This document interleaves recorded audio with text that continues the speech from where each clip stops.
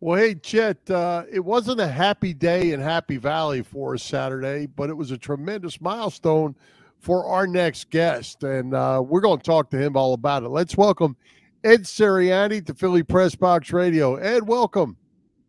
Thank you. Hello, Ed. Good to see Hello. you. We talked a little bit on the phone before the show. So much to talk with you about. So let's get to it. Let's go back to the beginning. Like me, you're a Schuylkill County guy. I grew up in Mahanoy City. You grew up in New Philadelphia, not too far away. When and how did you become a Penn State fan? Well, it's pretty easy to answer that question. It's Joseph Vincent Paterno. That's how. I admired him all for always. So Ed, this started in 1982, and correct me if I'm wrong. It's 500 consecutive home and road games. Is that right? Yes, yes. Wow. I guess an obvious it's been a long road.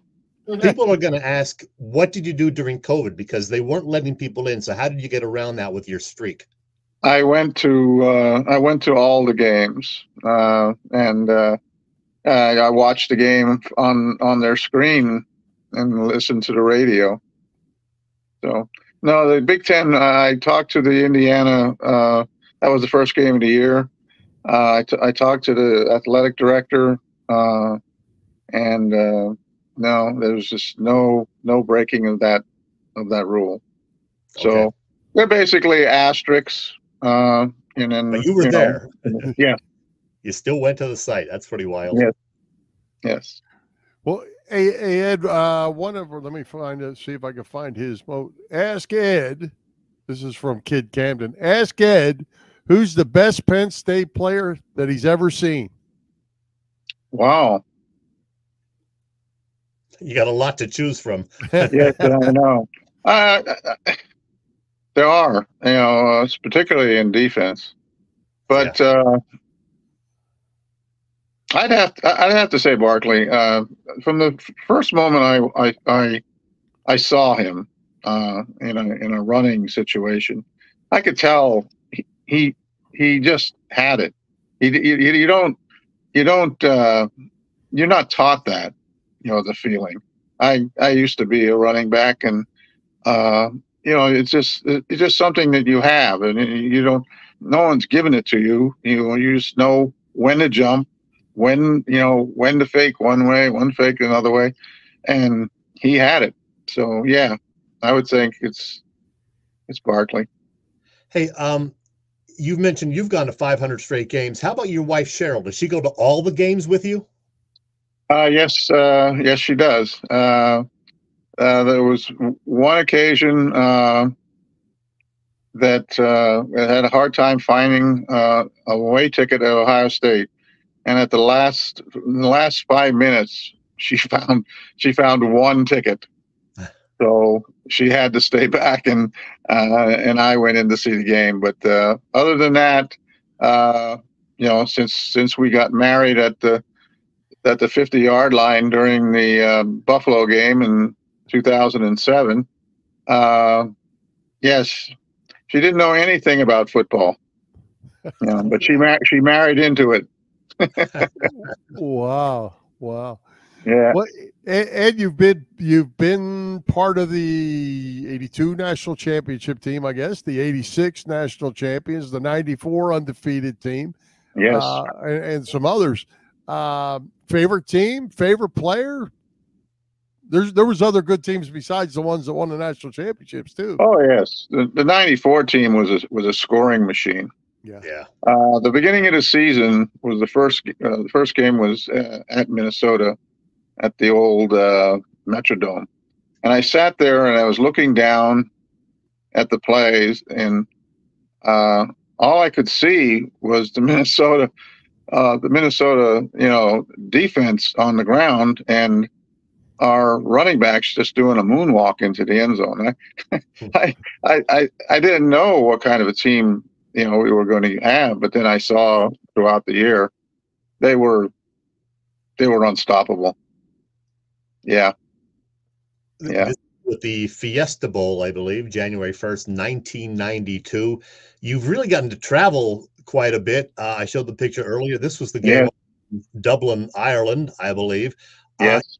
Something earlier. How many miles and train miles and everything have you traveled? The driving is 329,000 miles.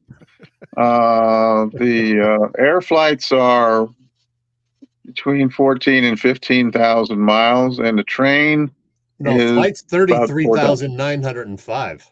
Oh, okay. I'm sorry, I missed that. Okay, and the train's 4,180. You said. Yes. That's a lot of miles. I took any mode I could.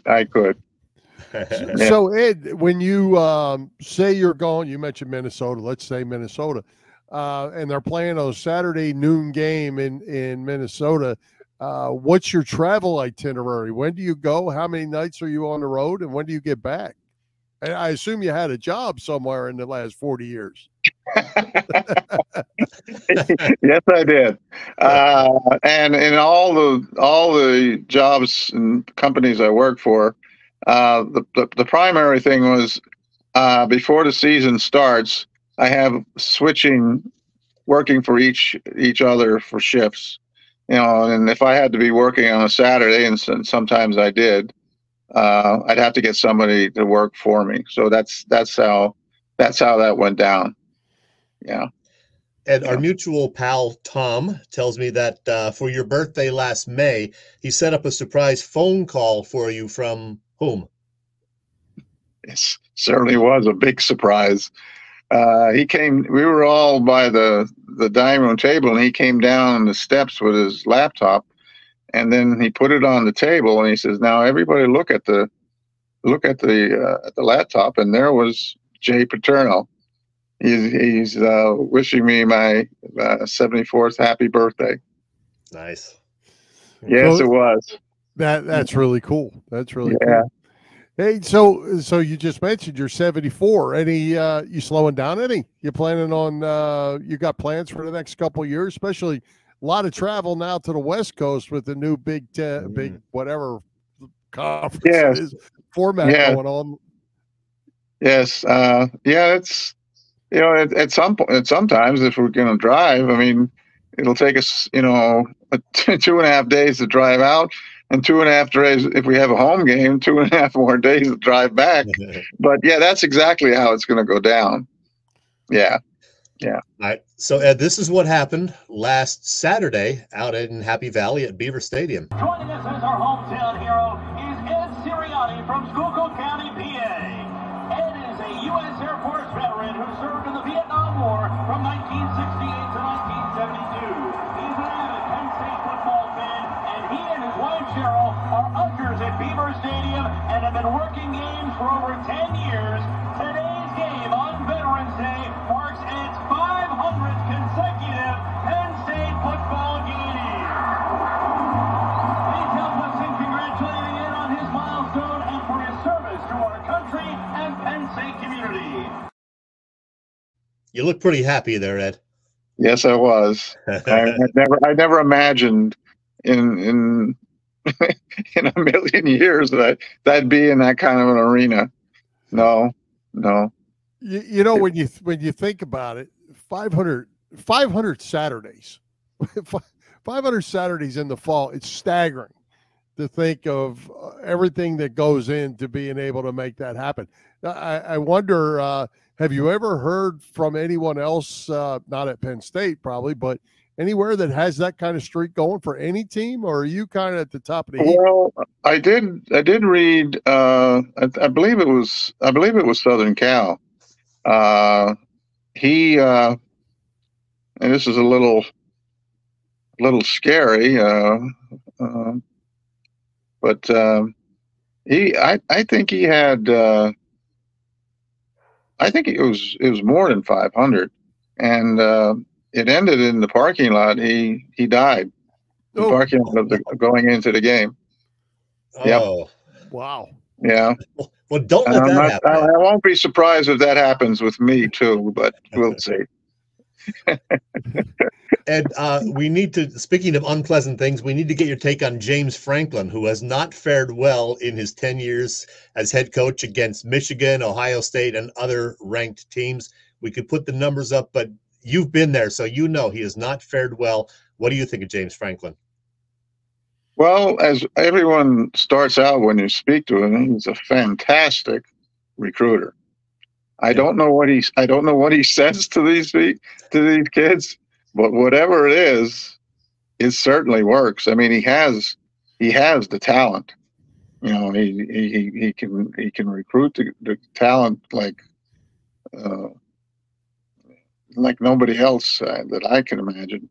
But yeah, I don't know. It just seems to be, you know, when it's a critical game, and I mean, we've beaten big teams in bowl games, but during the seasons in the Big Ten, it's been a long haul. But I don't know if you want to hear about this, but I don't.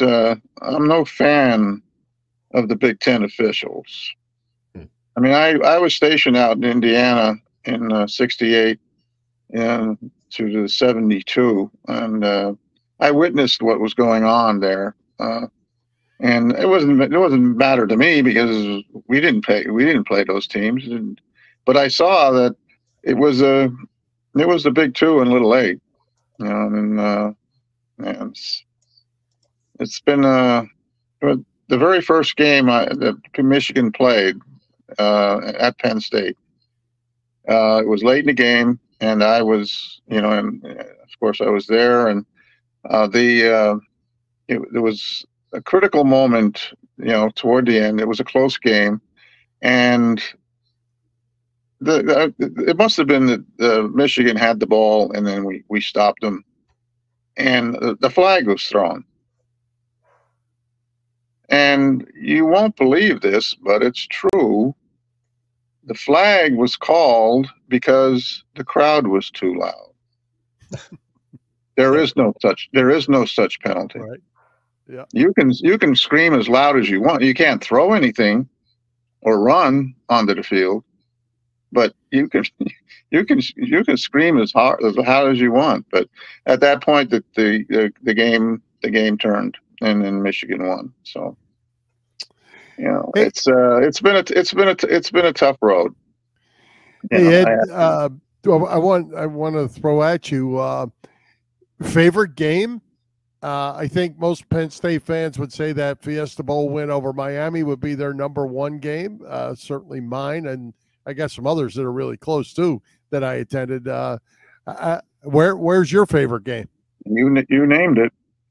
I did. That's it. When that game was over, it felt like I played in the game. That's how Right. That's how spent I was. I couldn't speak. I had lost my voice from screaming. That's you know, we were a big underdog, and they walked out of a dinner that we were in, you know, that, you know, they didn't think that, you know, we had any chance of winning, but we did. Oh yeah, great. Yeah. Well, Ed, you, Carol, you're both ushers now for the Penn State home games? Yes, I started as a security at Gate B.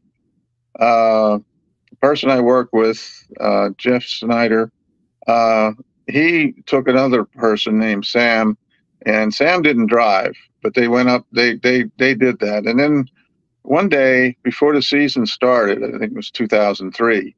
Sam came into the computer room, and he said, "Would you like to do that? Would you like to, you know, take my place?" And I said, "Yeah, sure, Sam. I mean, if you don't want to, I'll be glad to do it." So I did it for a year, and then the very next year, he came into the computer room before the next season. He says, "Well, Ed, you've done it for a year now.